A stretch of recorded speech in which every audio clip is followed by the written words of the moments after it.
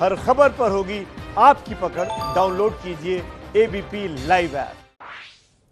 तो प्रधानमंत्री नरेंद्र मोदी का 12 मिनट का ये संबोधन देश के नाम और ये बताते हुए कि देखिए लापरवाही किसी कीमत पर बरतनी नहीं है क्योंकि इस वक्त त्योहार आ रहे हैं।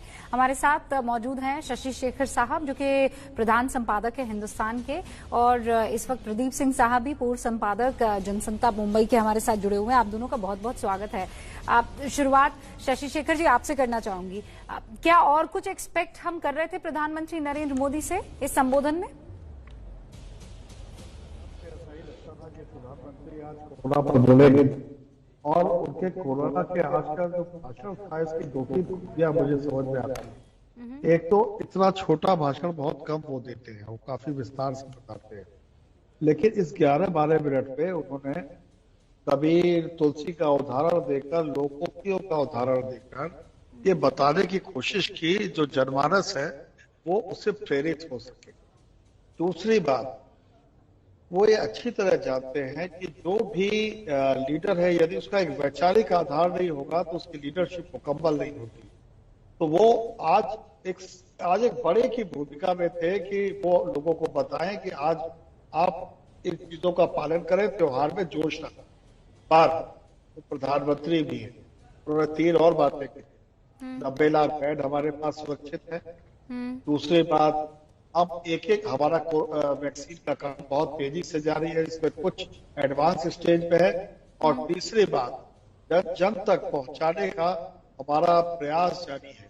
यानी वो जन को का मन छूकर ये कह रहे थे अभी कुछ दिन धीरज रखिए, सरकार की कोशिशें जारी है। ओके, तो शशि जी आप ये कह रहे थे कि आज एक मुखिया के तौर पर, एक बड़े के तौर पर, घर का जो बुजुर्ग होता है वो जब आपको लगता है कि अब हाथ से मामला जाते हुए दिख रहा है, कहीं हम यूरोप के दूसरे देशों जैसे ना हो जाए, कहीं हम अमेरिका जैसे ना हो जाए, तो याद दिलाने की कोशिश। ना हाथ से जाता हुआ उन्हें नहीं दिख रहा था, बल्कि वो ये बता रहे थे कि हमने उन देशों के मुकाबले बेहतर रिजल्ट हासिल किए हैं और जोश में हमें होश खोने की जरूरत नहीं है। अगर आप देखिए तो ये संवाद करने की हमारी बड़ी पुरानी परंपरा है। गांधी भी संवाद करते थे, नेहरू ने बहुत से संवाद किए, और लाल बहादुर शास्त्री का आप याद कीजिए, उन्होंने एक आह्वान किया था और लोगों ने मंगलवार के दिन व्रत रखना शुरू कर दिया था। तो वो एक इस तरीके का हमारे देश में ये परंपरा रही है, और उस पुरानी परंपरा का जो एक कड़ी टूट गई थी, तो लगता है मोदी जी ने पकड़ा है। और इससे पहले भी वो इस तरीके की बातें करते हैं। नहीं, अब शशि जी आप ये बात तो सही कह रहे हैं कि प्रधानमंत्री नरेंद्र मोदी ही नहीं, इससे पहले भी संवाद का हमारे देश में बीच में जरूर एक वॉइड क्रिएट हो गया था, लेकिन उसके बाद दोबारा इस संवाद को जारी रखने की कोशिश पीएम की तरफ से हुई है। दिबांग, लेकिन मैं ये समझना चाह रही हूँ कि प्रधानमंत्री नरेंद्र मोदी एक तरफ इस बात को बार बार कह रहे हैं कि देखिए जब तक वैक्सीन नहीं, जब तक दवाई नहीं, तब तक ढिलाई नहीं। उधर बिहार में चुनाव है, सारे नेता एक्टिव हैं, एक के बाद एक रैलियां हो रही हैं, और हमने देखा है कि वहां 2 गज की दूरी छोड़िए, आपको पैर रखने तक की जगह नहीं मिलेगी। जी हाँ, बिल्कुल, ये एक बड़ी चिंता की बात है। और इससे ये भी बात जुड़ी हुई कि अभी त्योहार होंगे, उसमें जिस तरह की शॉपिंग होगी, आप जानते हैं कि इस पर भी बात चल रही है कि दुर्गा पूजा के पंडालों में आप अंदर जा सकते हैं कि नहीं जा सकते हैं। बिहार चुनाव बिल्कुल जरूरी बात है, और मेरे ख्याल से ये बहुत सही समय पर एक प्रधानमंत्री नरेंद्र मोदी जी का संदेश आया है लोगों को कि भाई आप बिल्कुल चेत जाइए, क्योंकि जितनी मेहनत अभी तक की है सरकार ने और लॉकडाउन की वजह से, और जो एक काबू पाया है, वो स्थिति कभी भी बिगड़ सकती है। और इस पर तो मैं लगातार ट्वीट भी कर रहा हूँ, लगातार मैं इस पर बात भी कर रहा हूँ। बहुत जरूरी है ये समझना, क्योंकि ये वैक्सीन आएगी तभी ये संकट से आप पार पा सकेंगे। वैक्सीन की स्थिति आप देखिए तो इस समय एस्ट्राजेनेका और ऑक्सफोर्ड यूनिवर्सिटी की वैक्सीन है जो पुणे की सीरम इंस्टीट्यूट बना रही है, वो हमारे यहाँ 3rd फेज पे उसका ट्रायल चल रहा है। जो रूस की वैक्सीन है जो डॉक्टर रेड्डीज लैब बनाएगी, वो 2nd और 3rd फेज की ट्रायल उसमें भी शुरू होंगे, 3rd फेज का बाद में होगा। हमारे जो अपनी वैक्सीन थी जो भारत बायोटेक बना रही थी, वो 2रे फेज की उसकी दूसरी टीका लग चुका है, अब वो 3रे फेज में जाने वाली है। 3 फेज पर बनती है, उसके बाद अप्रूवल के लिए वैक्सीन जाते हैं। तो एक तरीके से बहुत महत्वपूर्ण मुहाने पर हम लोग खड़े हुए हैं मॉडर्ना एक वैक्सीन है, उसका भी यहाँ पर ट्रायल शुरू होगा 3rd फेज का।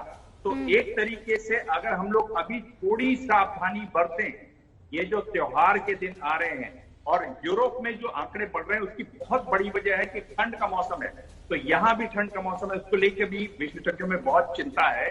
तो ये अगर हम थोड़ा सा इस समय संभल जाएं, और मेरे ख्याल से प्रधानमंत्री मोदी से ज्यादा अच्छा इस बात को लोगों से कहने वाला कोई नहीं हो सकता, जिस तरह से उन्होंने बार बार अपील की और उनकी अपील का बहुत असर भी होता उनके है। एक आह्वान पर पूरा देश अपनी बालकनी, अपने घर के मुहाने पर, सड़कों पर, चाहे दिए जलाने की बात हो, चाहे थाली बजाने की बात हो, चाहे प्रोत्साहित करने की बात हो हमारे मेडिकोज को, ये देखा है। और इसीलिए शायद प्रधानमंत्री नरेंद्र मोदी, प्रदीप जी, उन्होंने 12 मिनट का ये संबोधन करना उचित समझा, क्योंकि यही वो टाइम है जब हम खत्म कर सकते हैं हमारी जो ये जद्दोजहद इस वायरस से रही है।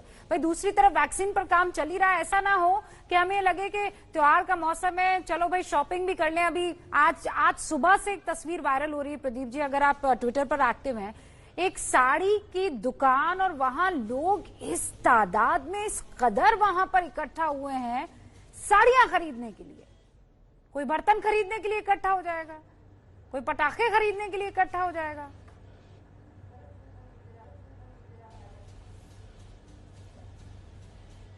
बिल्कुल ठीक कह रहे हैं रूबिका जी। देखिए, प्रधानमंत्री प्रशासक के साथ साथ अक्सर जो है एक समाज सुधारक की भूमिका में भी नजर आते हैं।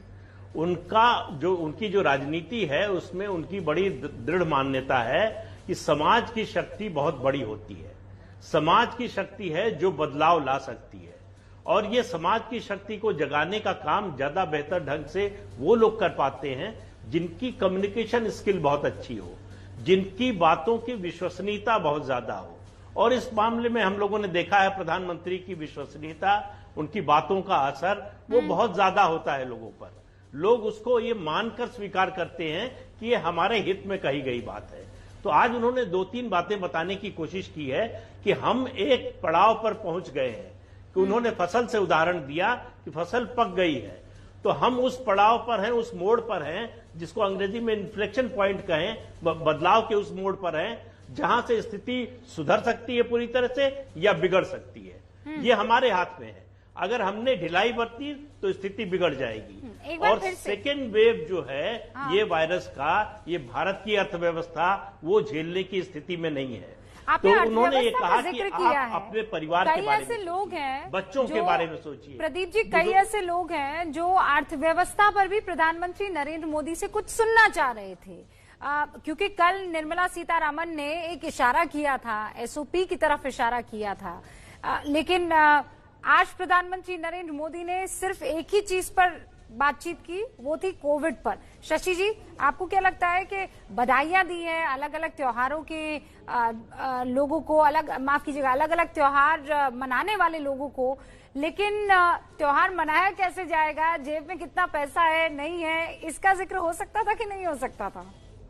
नहीं, आज उसकी जरूरत 2 वजहों से रही थी। उन्होंने कहा, अगर आप देखिए कि मार्केट एक बार फिर से उसकी धड़कन, इस शब्दों में नहीं कहा, पर अगर इन बिटवीन लाइंस पढ़े कि मार्केट की धड़कन लौट रही है और आने वाले दिनों में इसमें और सुधार देखने में आएगा।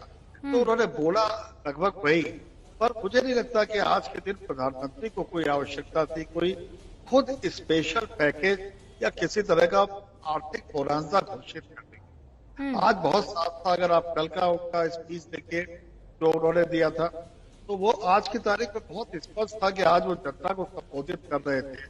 और बिहार के चुनाव को भी, अगर वो बहुत बचे हुए राजनेता भी हैं, समाज अपनी जगह है, लेकिन वो अच्छी तरह जानते हैं बिहार में चुनाव आ, और कल बिहार में जा रहे हैं, कल मतलब अभी आने वाले दिनों में जाने वाले हैं। तो आज एक डायरेक्ट कनेक्ट उन्होंने स्थापित किया लोगों से, और वो कनेक्ट एक सोशल कॉज के चलते था जो हर आदमी के मन को डरा रहा है। तो मुझे लगता है कि आज किसी तरह का बोनांजा घोषित करने की जरूरत नहीं थी। उन्होंने संवाद स्थापित किया, और संवाद स्थापित करने का एक ये भी है कि जो top of the mind recall जिसको बोलते हैं, लोगों की स्मृतियों में ताजा होना, वो उन्होंने आज किया, जिसका कि आने वाले दिनों में पता है कि बिहार के इलेक्शन में वो अच्छा फॉलो अप। हो सकता है। दिबांग, आपको क्या लगता है, क्योंकि राहुल गांधी ने इससे पहले एक ट्वीट किया और उन्होंने ये लिखा कि चीन के सैनिकों को कब अब हमारे क्षेत्र से खदेड़ा जाएगा, क्या इसके बारे में बताएंगे? लेकिन प्रधानमंत्री नरेंद्र मोदी, जैसा शशि जी कह रहे हैं कि वो बड़े क्लियर थे कि एक देश के मुखिया के नाते मुझे लोगों को याद दिलाना है कि लापरवाही ना हो जाए कहीं।